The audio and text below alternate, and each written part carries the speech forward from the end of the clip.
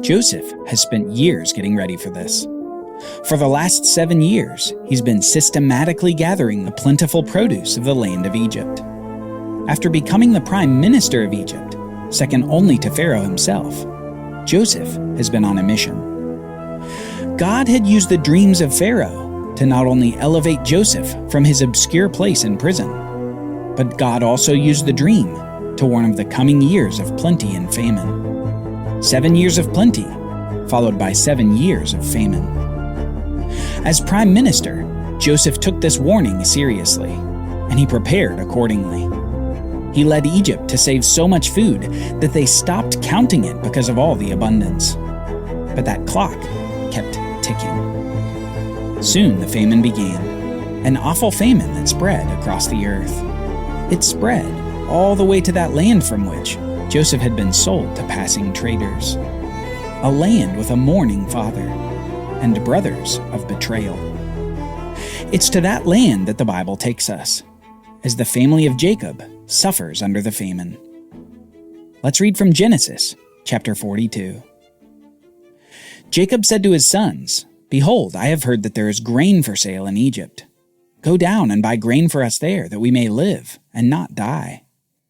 So 10 of Joseph's brothers went down to buy grain in Egypt. But Joseph did not send Benjamin, Joseph's brother, with his brothers, for he feared that harm might happen to him. Thus the sons of Israel came to buy from Egypt, for the famine was great in the land of Canaan.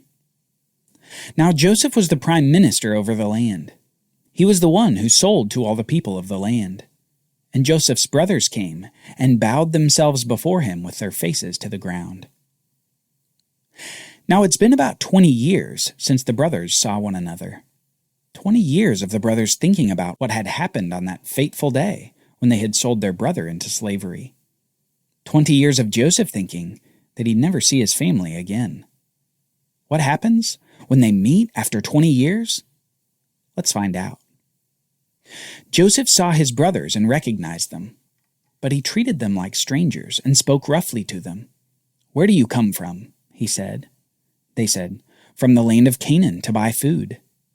And Joseph recognized his brothers, but they did not recognize him. And Joseph remembered the dreams that he had dreamed of them. And he said to them, "You are spies. You have come to see the nakedness of the land." They said to him, "No, my lord, your servants have come to buy food. We are all sons of one man. We are honest men. Your servants have never been spies."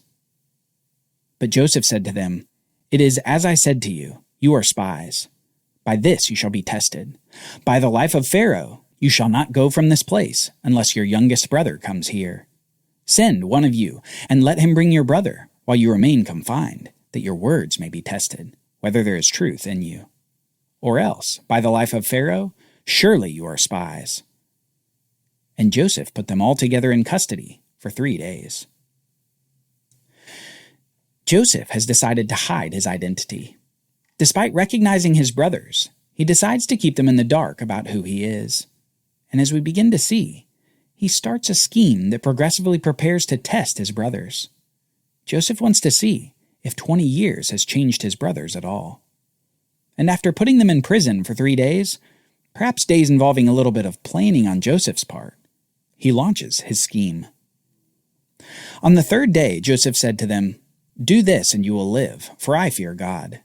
If you are honest men, let one of your brothers remain confined where you were in custody, and let the rest go and carry grain for the famine of your households, and bring your youngest brother to me. So your words will be verified, and you shall not die." And they did so. After this, interestingly enough, along with Joseph, we get to listen in on a little conversation between the brothers. They begin to speak as though what they did to Joseph 20 years prior is coming back to bite them.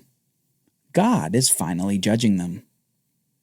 The brothers said to one another, "In truth, we are guilty concerning our brother, and that we saw the distress of his soul when he begged us, and we did not listen. That is why this distress has come upon us."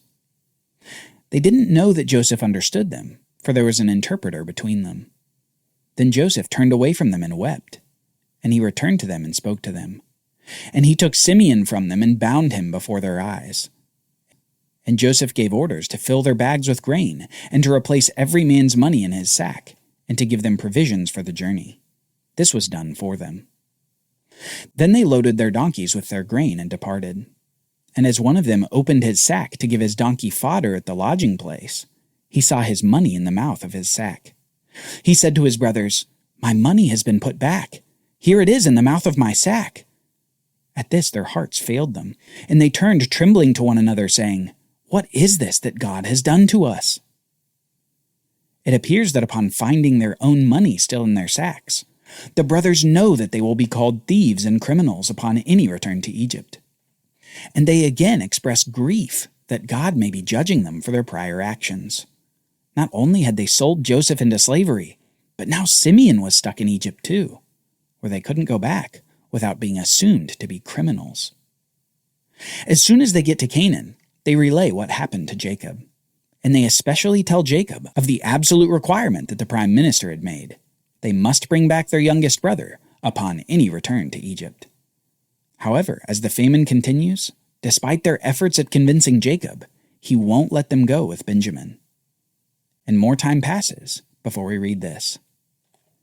Now the famine was severe in the land, and when they had eaten the grain that they had brought from Egypt, their father said to them, "Go again, buy us a little food." But Judah said to him, "The man solemnly warned us, saying, 'You shall not see my face unless your brother is with you.' If you will send our brother with us, we will go down and buy you food. But if you will not send Benjamin, we will not go down. For the man said to us, 'You shall not see my face unless your brother is with you.'" And Jacob said, "Why did you treat me so badly as to tell the man that you had another brother?" And Judah said to his father, "Send the boy with me, and we will arise and go, that we may live and not die, both we and you and also our little ones. I will be a pledge for his safety. From my hand you shall require him. If I do not bring him back to you and set him before you, then let me bear the blame forever." Notice here the man who finally convinces Jacob to allow his youngest son Benjamin to return with the brothers to Egypt. It's Judah. It's the one who had the idea to sell Joseph into slavery over 20 years prior. It's the man who is shown to be immoral and unjust with his activity with Tamar. It's the man who now offers himself as a pledge for the safety of Benjamin. Judah is looking like he may have turned a new leaf. But who knows? Maybe he's just hungry enough to lie to his father again. Then their father said to them, "If it must be so, then do this. Take some of the choice fruits of the land in your bags, and take double the money with you. Carry back with you the money that was returned in the mouth of your sacks. Perhaps it was an oversight. Take also your brother Benjamin, and arise and go to the man. May God Almighty grant you mercy before the man, and may he send back your brother Simeon and Benjamin. And as for me, if I am bereaved of my children, I am bereaved." So the brothers took this present, and they took double the money with them, and Benjamin. And they arose and went down to Egypt, and stood before Joseph. So here we go, round 2 in Egypt.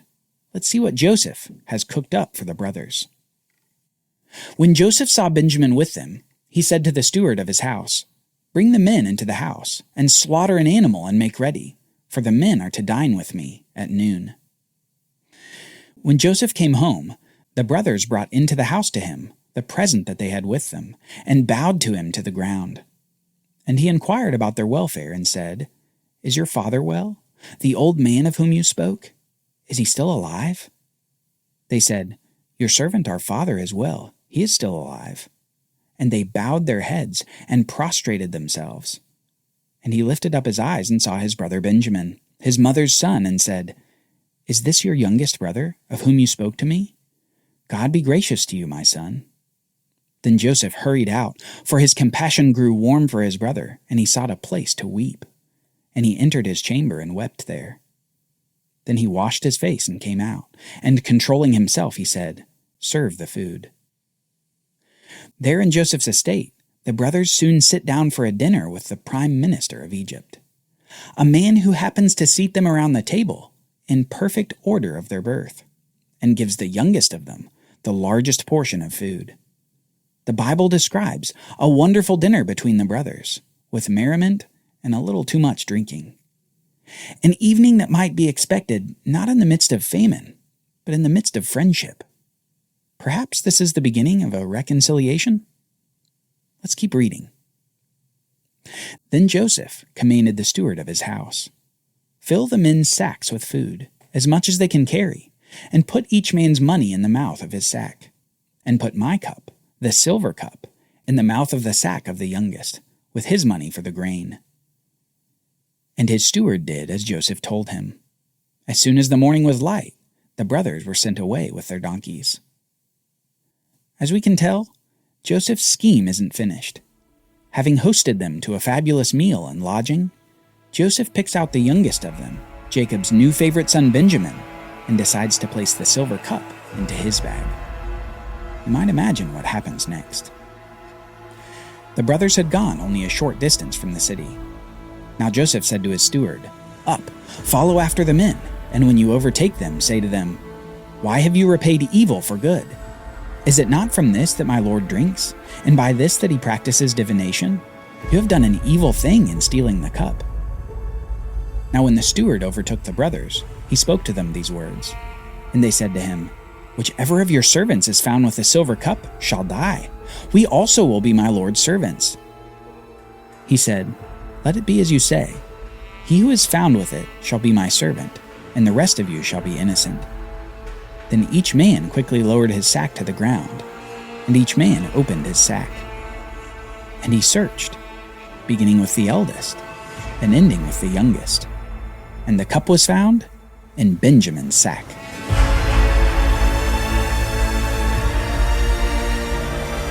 And the brothers, they tear their clothes in grief. They'd sold Joseph years ago, and now they would lose the other favorite son as well. What would they do? Join us next time as we see Joseph's scheme finally come to a head. Will he keep Benjamin with him? Will he force the brothers to go back to their father in shame? Will he be able to keep it together himself?